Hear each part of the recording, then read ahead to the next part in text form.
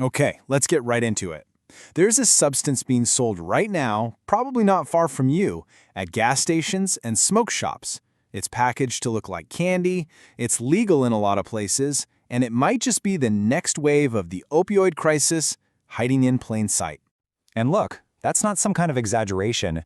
When addiction psychiatrists like Dr. Lauren Grauert start using the word fentanyl, we all really need to stop and listen. This isn't some far-off problem. It's here, and it's happening now. And a huge part of the danger is how it's packaged. You may have seen these things yourself. Products with names like Perks, which is a pretty clear and cynical nod to Percocet. They're sold as these brightly colored gummies and shots, right there on the counter next to the energy drinks. So you gotta ask, right? What in the world is actually inside these flashy packages? And how on earth could something this dangerous be sold so openly? All right, let's peel back the wrapper. Section 1. The gas station opioid. We're gonna unveil the substance that's got all these experts so concerned. The substance is called 7-hydroxymitragynine. Yeah, I know, it's a mouthful, so we'll just call it 7-OH. Now, it comes from Kratom, a plant you've probably heard of. But let's be crystal clear, this is not your typical Kratom. 7-OH is a concentrated, semi-synthetic version that is just a world apart from a natural plant leaf. Okay, on to Section 2, from plant to potent drug. This is where it gets really important, because we're talking about the critical difference between something that grows in the ground and something that's cooked up in a lab. The difference here is just staggering.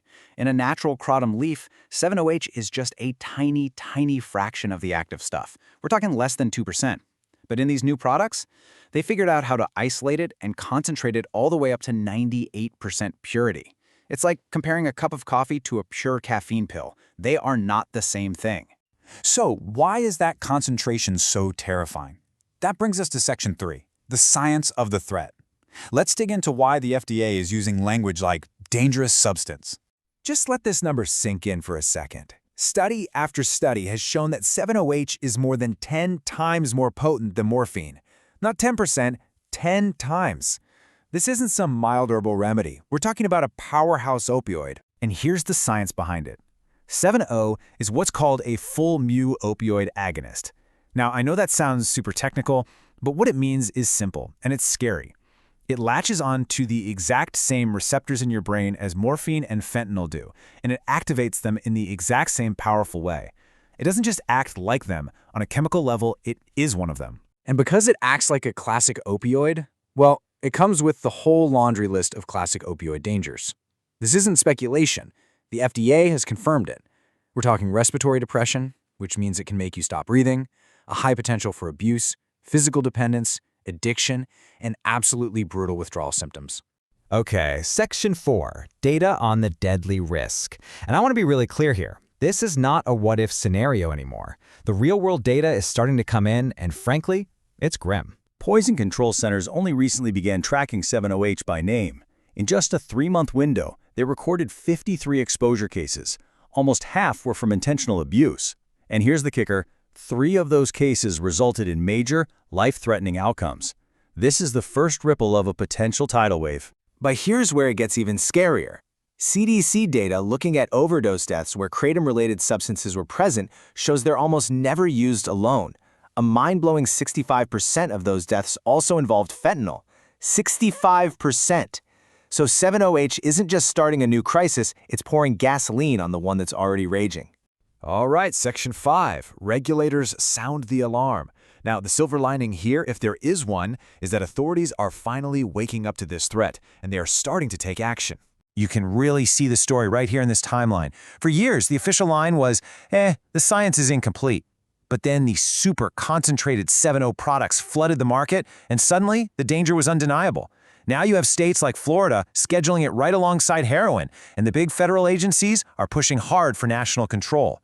The alarm bells are ringing loud and clear. And I mean, you can't get much more direct than this. This is a statement from the FDA itself. They're calling it a potent opioid and an emerging public health threat. The debate's over, the science is in. So, that brings us to our final and most important section. Knowledge is your prevention. Because the hard truth is that regulation moves at a snail's pace. While we wait for policy to catch up, the single most powerful tool we have to protect ourselves and our communities is knowledge. Does any of this sound familiar? The candy-like forms, the bright packaging, the perception that it's natural or it's somehow safer. It should. It is the exact same playbook that was used to get an entire generation of kids hooked on vaping. The only difference is that here, the stakes are so much higher. And this really gets to the heart of it. Dr. Graubert says malicious innovation always outpaces regulation when there is profit involved. The people making and selling these products are always going to be one step ahead of the law. The only thing that can move faster is information spreading from person to person. So what can we actually do? Here are 4 clear, simple steps. 1. We have to call 7-0 what it is. It's an opioid, not an herb. 2. We need to spread the word that natural on a label means absolutely nothing about safety. 3. We have to encourage everyone, especially young people, to be skeptical of any supplement being sold at a convenience store. And 4, we need to push our lawmakers for faster policy changes to get this stuff off the shelves. And that really brings us to the final thought. The vaping crisis taught us a really painful lesson about how quickly a deceptively marketed product can explode and cause widespread harm. So the question we have to ask ourselves now is, can we take that lesson and use it to stop this from becoming a new, devastating wave of the opioid crisis before it's too late? The threat is real, it is potent, and it is on the shelf at your local convenience store. The choice to prevent this from becoming another tragic, silent chapter in this long and devastating crisis, it starts right now with understanding what this stuff truly is.